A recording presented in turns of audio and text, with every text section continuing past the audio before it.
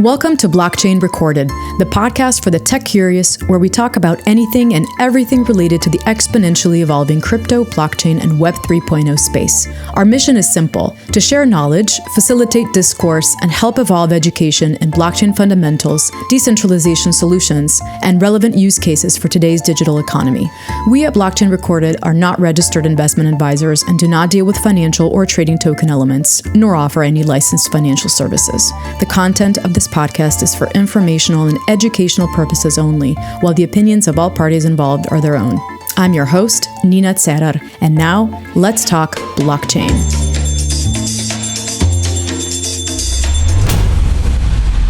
Before I introduce our guest today, I'd like to remind our listeners to follow us on Twitter, where we pre-stream each episode on Twitter Spaces the day before publishing on all major podcast platforms. For the platform list, visit our website, blockchainrecorded.com. In addition, Blockchain Recorded Podcast is a proud media partner of the upcoming Istanbul Blockchain Week event. For further event information, speakers, and ticket details with available discounts, check istanbulblockchainweek.com.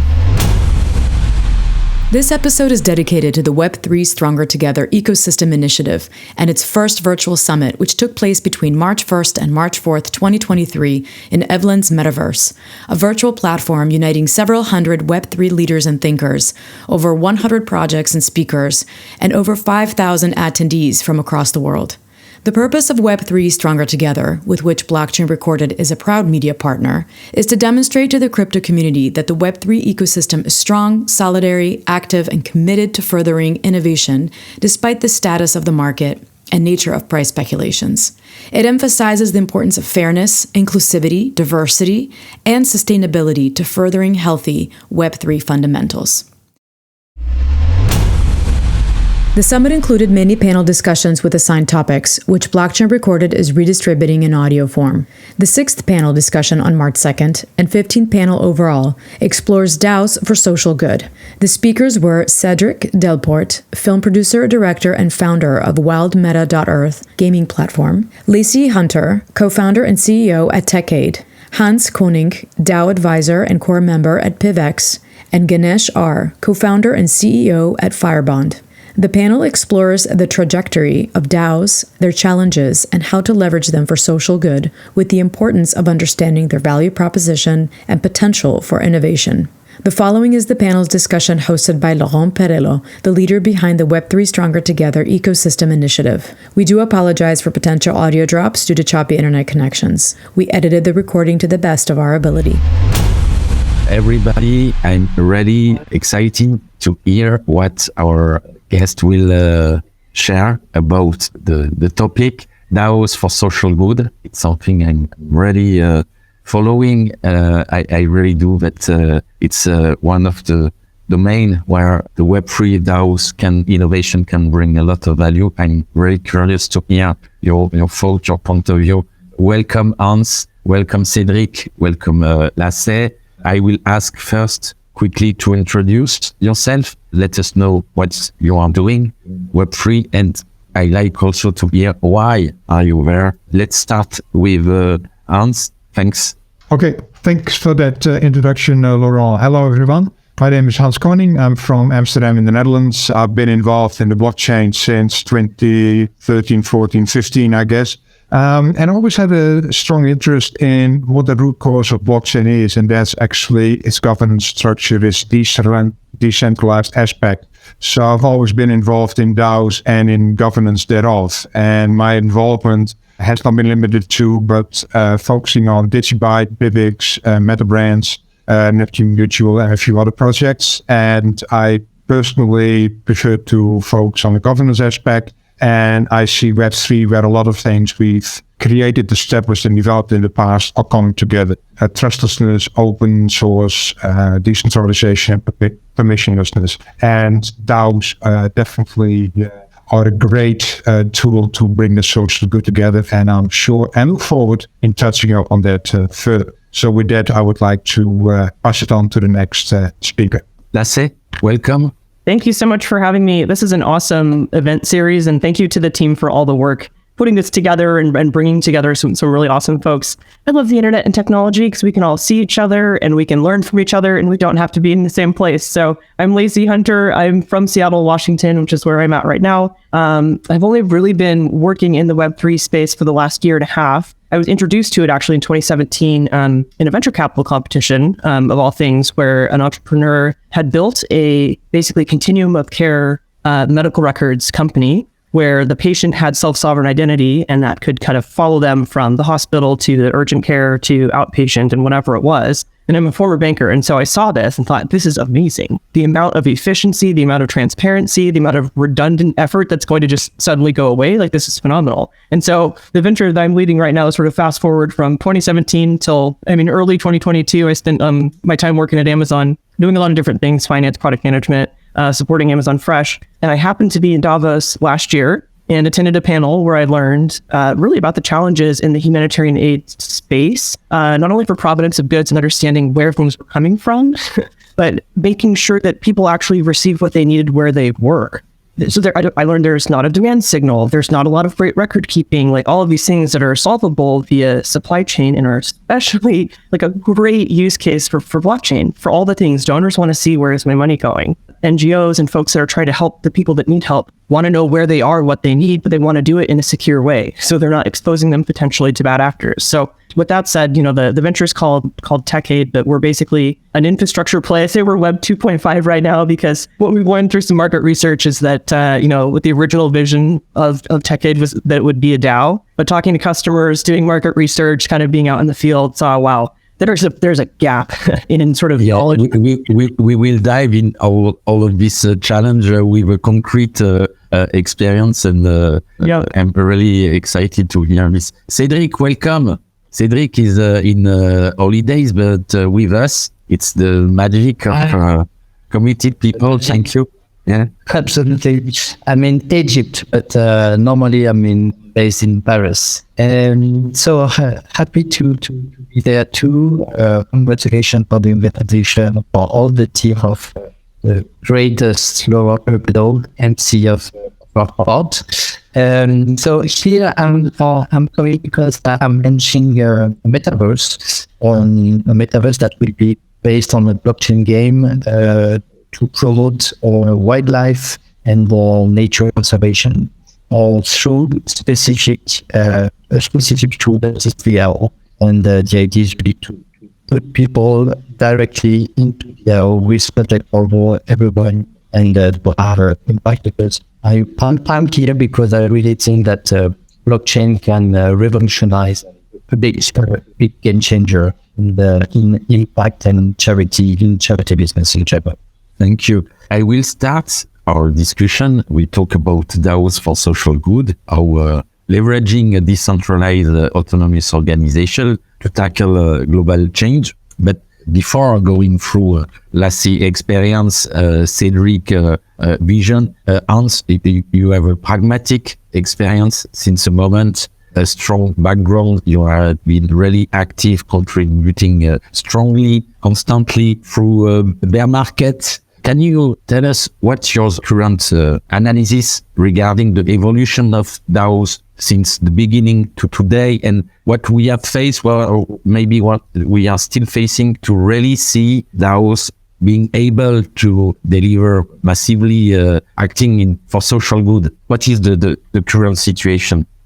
Well, I honestly feel that at the moment we're a bit on a juncture, if you like, and on crossroads, perhaps a better word for it. And I do see that DAOs are becoming more mainstream, more socially accepted, more community accepted, more ingrained in blockchain. I also see DAOs being a little misused, and so it's to me it's a bit on crossroads. Are we going to take DAOs seriously, and are we going to treat the DAO seriously and use it for the benefits and the good it can bring to the whole ecosystem, or are we going to let other people sort of run away with it? And I have a bit of a deja vu at times when it comes to the 2017 ICO craze. The beginning was absolutely fantastic. Great projects came to light, and then all of a sudden, a lot of people launched an ICO not necessarily having the right fundamentals in place before starting a company. And what you sometimes see now is that some projects, just for adding a layer of security or for the social good feel factor, add a DAO structure in it, while it actually isn't necessarily a DAO. And that I find a bit of a worrisome phenomenon at the moment to see. So if you ask me where are we with DAOs, I would say we're at a crossroads. And I see a lot of positive signs for developing the DAO and developing good use cases for DAO regarding voting or regarding accountability and so forth and so on. So that's really good. The indications are really good, but we also need to be very much aware of that. We are all the DAO. We are all the community. So we also need to be alert on phenomena we actually think they shouldn't be necessarily be part of the ecosystem. And we also need to have the guts in that way to stand up and speak out if we see something that we feel this isn't necessarily DAO, or is this really thought through properly and adequately. So again, I would say, where are we? We're at a crossroads. Thank you, Hans. It's very interesting. Lacey, you told us, started to explain, but initially you were thinking about implementing a DAO, and finally, after some feedback, facing the reality, you decided, at least for now, to follow a different way.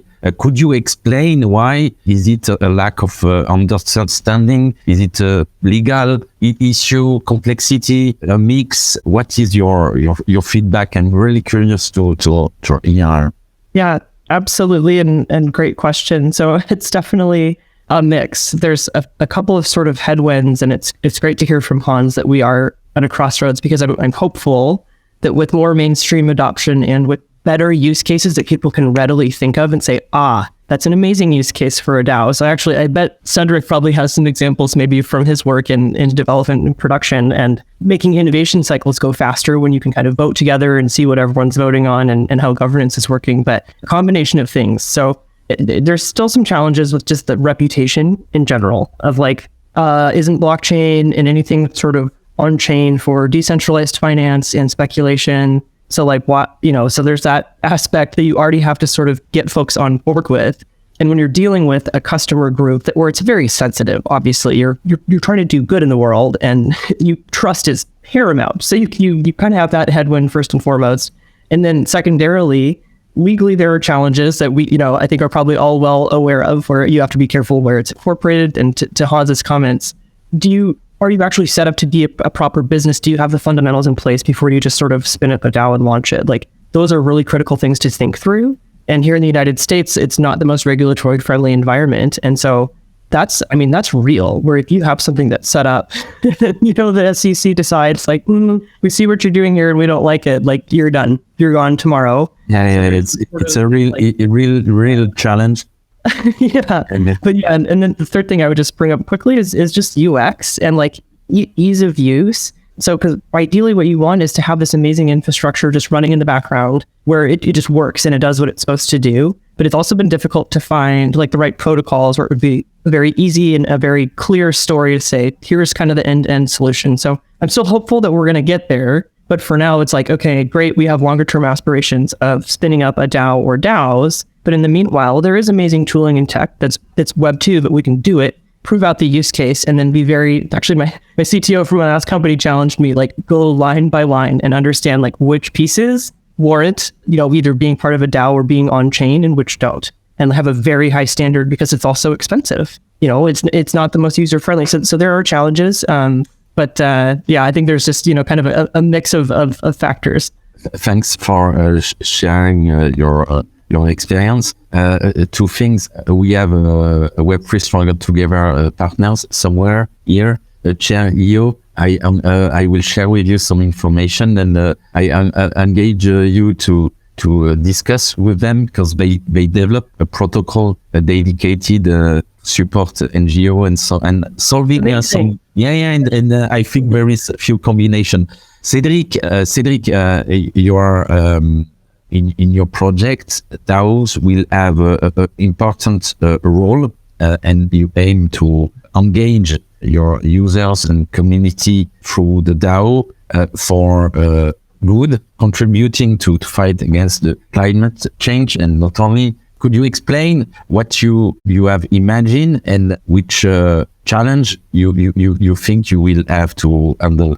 In fact, I think that firstly, we will have the same challenge and definitely have the same view on the state of now where we are now, and on the mass audience adoption, because we're talking about that. So for the moment, we will more be focused on Web3 community to make it grow, find new ways, and test the process. We have the idea is really to make a metaverse that will be a game, so we are game centric. But as soon as we buy your NFT to enter into the game, you will have the choice between four projects. Four projects that will be, it can be a reforestation project, and be a shark scouting to preserve a shark in the ocean.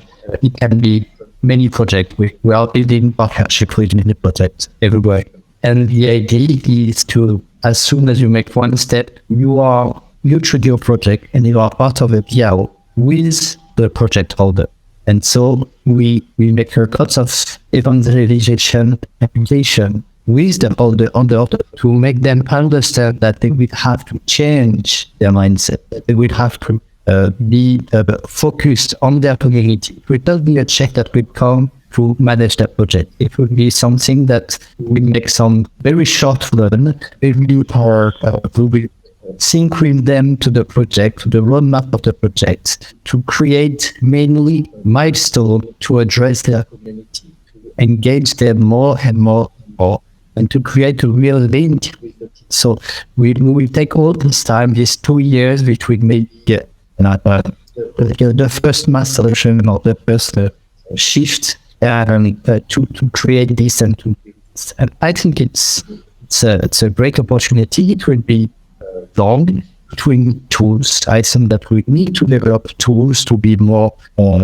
easy, to have less friction, because honestly, if I have to ask my mom to create his wallet and I'll have to explain her what is a smart contract, she just, I think that she may heard for the first time the word decentralization a few months ago. So we have time and we need to make a long process, but we need to do it. And I'm sure that we will figure it, because it's so mind-blowing when you understand the richness of all of this, that I think it's, I really don't have a doubt on that. We just need time and hard work. Hello, Ganesh. Thank you, Cedric. It's really interesting. I have a few questions following take. Hello, Ganesh. Nice to have you on board. I will quickly ask you to introduce yourself. What are you doing and why are you involved in Web3? And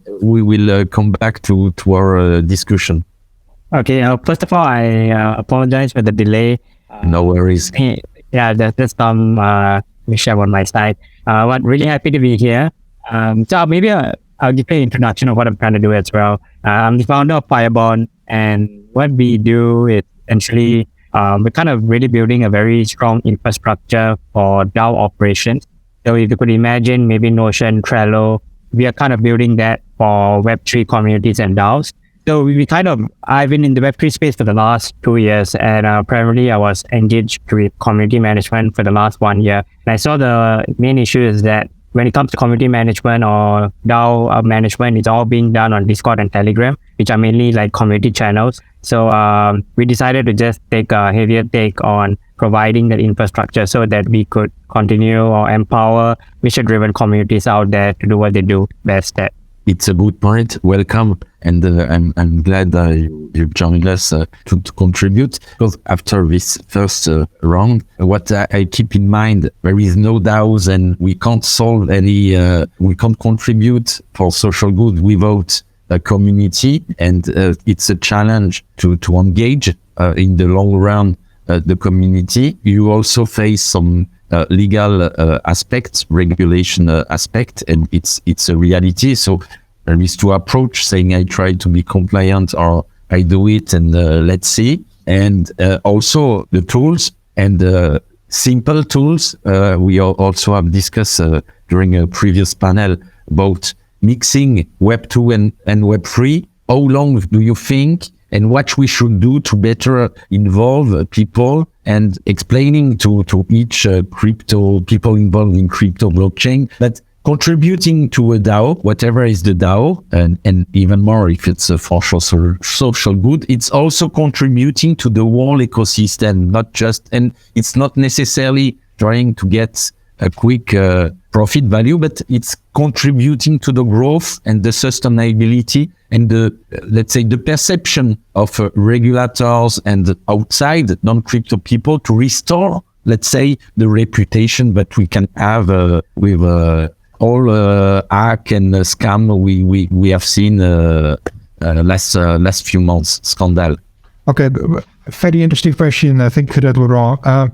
Let me quickly go back a little bit in history of where blockchain came from. If we just look at how blockchain originated, it was purely about the code. Code is law. The algorithm is sacred. The cryptographically protection is sacred. And it also meant that we could have an ecosystem that is completely trustless. I don't need to know you. I don't need to like you. I don't need to trust you, but I can still transact with you because it's protected via an algorithm, cryptographically protected, and the code is ruling it. So I don't need to know you. I don't need to see you. It is a trustless ecosystem. What we now do with DAOs is actually bringing in a way the human component, the human factor back into the blockchain. And I think that's why DAOs are actually so relevant and are becoming so relevant, because a lot of people, me included, have missed that human interaction. After all, humans are socially active or socially interactive creatures, and purely relying on code and purely relying on algorithms is fine for certain transactions or engaging into smart contracts. But if you actually want to develop a blockchain and actually want to create something together with your community, you need to have a level of interaction. And that is where the DAOs come in. And that is where the DAOs are becoming more of an instrument and more of a tool today. So that's always a little bit of context. You see in the beginning that completely no human involvement. And now we actually see, luckily, human involvement back into the blockchain, and that's via the DAOs. And, even if you say Web3 is a trustless and permissionless ecosystem, yes, it is, but it's also a trustless and permissionless ecosystem because we interact and engage with each other, and we trust the community to be involved in the process. So that's why, for me, DAOs are becoming so relevant in Web3, and that's why, for me, the DAOs are becoming an important factor in the creation and the further development and engagement with the community. Because after all, we can all say that we love Web3, or we can all say that we are in favor of DAOs, but we are all N is one. And together we are a community, together we are that voice, and together we are that vehicle that can actually make decisions, make steering, make an effort, and work towards a collective goal. We can only do that as a community. And for me, the DAO is a perfect vehicle where we as a community can come together. Yes, we have disagreements. Yes, we have different opinions. Yes, we have different priorities. But at the end of the day, in the DAO, by default, we as a community have a consensus in how to go forward. So for me, the community part of the DAO is the most crucial part of the DAO. Yeah, thank you. Yeah, and really, I share your vision. Lastly, I also see that you agree with Hans. Absolutely, Hans. Do you teach a class? I see that you're working on. Yeah, it's highly inspiring. Thank you, Hans. Yes, I think. Your comments are just. First of all, they're super inspirational, and it gives me confidence to hear that there are other folks that are saying, listen, it's not just about N=1. And yes, the human component matters so much because at the end of the day, we all know technology is just a tool. Correct. It's built by humans. So in general, it's very important to know kind of who's sort of calling the shots and who's making the decisions. And having something like a DAO enables that human component, which is just so important. So hopefully with more and more use cases that people can really grasp easily and understand straight away what's the value proposition. Oh my gosh, I can see the history of voting and like how decisions have been made by this body. And by the way, especially for social good, I mean, let's hope, with like the UN SDGs and different sort of reporting requirements that are coming down, the folks are going to want to say, yes, I am part of this DAO. This is the involvement that I have in it. And with things like token gating, we can know like, okay, this is the equivalent of the board. And that's who's actually doing sort of the highest level governance.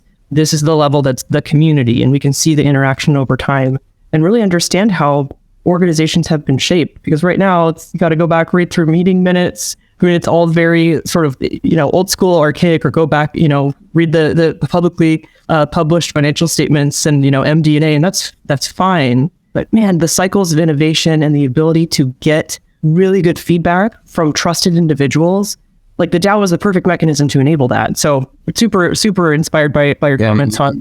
It's really valuable. Ganesh, what is your point of view? And you told us that you are building the tools for how do you aim to contribute to better engage each participant, but because it's the main point, how we keep this commitment and how we create synergies and emulation. And for sure, when it's decentralized, we need something that creates the link, and any tool is welcome. So what is your point of view, and how do you try to solve this?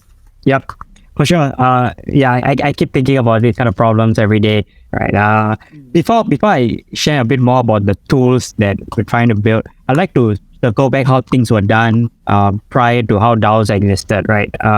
You have forums like Reddit, where people go in and they share the same mission, they share the same idea, and they engage on a particular thread or channel. The tough part is, let's say you want to run a charity drive. You're not going to trust someone on Reddit to like park some money, like whoever the person is, depending the reputation points they have. You still can't hold that person accountable. So now with just the blockchain technology and how the DAOs are formed, essentially with some smart contracts and governance protocols, you can enable the community to take ownership over causes they care about and hold leaders and organizations accountable because of the smart contracts, for example. So you can even have like the treasury management if everyone's contributing some form of money. It's very clearly defined over on a dashboard to show this is where the funds are going and this is how it can be used.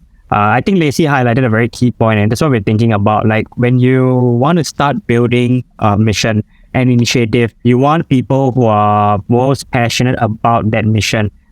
Initially at the most nascent stages, you just want people to start contributing. But as we grow further on this, what we can do is what I would like to say reputation management. So if you have someone with an anonymous profile who has contributed to maybe 10 social impact DAOs, this person ideally would be a perfect fit to contribute to your DAO, and we can continue building on their reputation from there. And this way, they are able to gain a certain form of recognition in the space as well while they are contributing to the system. They are also they could be part of like a discussion forum for the governance proposals. So if you're putting out an initiative, it's not solely by you, it's a community-driven mission. Everyone votes on it, and the one with the most votes for the people involved in the community could take action on it. So I guess the approach around DAOs is kind of beautiful because it's no more a very singular approach of one person managing it top down, but it's everyone collectively having an equal part and being rewarded in the equal way of contributing to a particular project. And for us, the tools that we're trying to build essentially is more around the profile creation, being able to discuss this on forums, being able to do treasury management. So if you own a DAO, then you want this to be the go-to hub for you to collectively manage decision-making, payment, task management, project management on it. That's what we're trying to do in the long run. Thank you. It's Cedric, listening what Hans and Ganesh and Lacey just shared. You are building your project.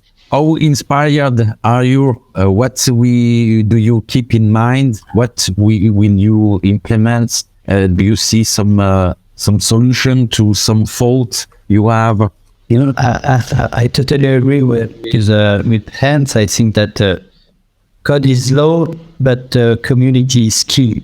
And both are responsibility for us, for the creators, for the project owner who want to go on this field. We need to be more transparent. It will force us to be really open to the community, co-create with the community. That's really the aim. If you want to go in Web3, if you want to drive a project like this, you have to be clear in your mind on that. It will be a decentralization project. At the end, maybe you will have to give the governance to your community. It will maybe not be a company that will exit or something like this. And the DAO that you will build will be something that maybe will not be your own creation at the time. And maybe some people, this DAO will totally forgot that you will be at the start of project. But maybe, and it will be great if you arrive to this, that people totally forget the origin of your DAO. It will be a success, and your journey success. So it's really a new mindset. It's really something that we are inventing every day. Every people who wants to create these things will maybe choose a different prism. And that's great. So I think it's really great. I think that we need people like Ganesh to create tools for us, because it will be key to engage, to make a decision making. We have a meet with Laurent, great guy that is on anonymous who makes Swarm IA to help to decision making. Laurent, you have you can talk about Inksdale, who help people to create DAO in 5 minutes. You just just choose your module and you can launch a DAO really easily. And that's really things we need. Maybe what could be good is to have a hub for DAOs with all ID, all implementation, maybe to open-minded of what happened on the DAO field. And we really need to work that and to stay open and to co-create with the community, to launch soon, to have community that will come and consider that together we will be more intelligent. And that's really the key. We need to move forward together with them, with the people, with the audience. And that's, I think it's a great challenge, but so exciting and so inspiring. Yeah, thanks a lot, Cedric. Hearing you guys, I'm even more confident with Web3 Stronger Together. I have in mind to implement DAO, and I have the same question, and I have a lot of new ideas. And guys, I will come back to you to interact and to try, because first I think that it's a great DAO. It's a great way to experiment first, because I used to say, you can't say we are DAO down. It's a permanent evolution, because we constantly change individually and collectively. And I am here the keyword few times together. It's really a way to, again, create a strong and sustainable long-term link between humans. I keep in mind that we could be linked together in one DAO, but also in another one. And it's something that brings new ideas, kind of across a DAO approach, like we see now between layer one. There is still a lot to build. We see builders starting also to bring solution on to the time is running fast. Next time we will have more time. To summarize in a few words, how do you see the futures of DAOs for change for good? If I would ask the question, and I'll be really short so I can listen to the others as well, because I prefer to listen to others than talk. I see the DAO as a great tool for participatory involvement. I see a great tool for being accountable, and I see it as a great tool for incentivizing positive behavior. And it's an absolute perfect answer to the crucial phenomenon, the crucial problem in our society, and that's trust. Better said, the lack of trust. And I see DAOs going for a great future. Thank you. Ganesh? Yeah, I guess I believe DAOs are still a bit more in their infancy, but they already have achieved so much. And there is still a lot of limitless potential for them, for them to be a true force for social good. The inherent nature of DAOs are open, decentralized, community-based organizations. they kind of led perfectly to the social impact sector, where greater emphasis is being placed on the importance of grassroots and community level decision making, as opposed to the normal hierarchical structures of charities and non-profits. I mean, I believe that DAOs will still be a very vital part for social impact, and we're going to see a lot more DAOs coming in the coming few years for sure. Thank you. Cedric, your last word? Inspired? You will implement few things? Definitely. 2 years ago, I didn't really understand what was a smart contract. And now when I understand now clearly what is the potential of this, I really have caught out on the fact that it will help and be a game changer, definitely, to be trust and to change the charity, to change all the impact industry. And it's really the solution that we needed for us. I speak as a customer. I stopped to give to many organizations because you hear so many things, you don't have trust, and you always don't understand where goes your money. Will it have a real effect? And I think that through decentralization, through DAO, we really have a solution. So we need to fight to impose and to educate, to evangelize on this idea, and step by step to reach a mass audience. And I think it's totally reachable. It's an exciting challenge. Thank you, Cedric. Lastly, the last word. Oh, sure. Well, like Cedric said, we have to walk before we run. But man, DAOs are going to unleash, I think, an explosion of innovation. Once people understand, oh, this is how they work and how they can be used, especially in charitable and social good causes, people can decide and say what they need, where they are, and create a structure around that. And then with smart contracts and the visibility, I mean, it's just going to be amazing. So I'm super excited to see what you guys are all building, and I will be in touch. But I am feeling very optimistic after this conversation. Thank you so much, Laurent, for hosting. Thanks to you all. It was a pleasure. It's really inspiring. Let's keep building together. We have so much to do and a lot of experience to implement. Thanks a lot for your valuable contribution. It was a pleasure. See you soon. Bye-bye. Thanks again to our guests, and thank you everyone for listening. Thanks also to the Bariam Music team for providing their music. You can check them out on bariammusic.com. All of the supporting information is on our website, blockchainrecorded.com. You can listen to us on Google, Apple, and Amazon podcasts, as well as on YouTube, Spotify, Radio Public, and Stitcher. You can follow us on Twitter and YouTube, where we are super grateful for your support. Stay tuned for our next episode.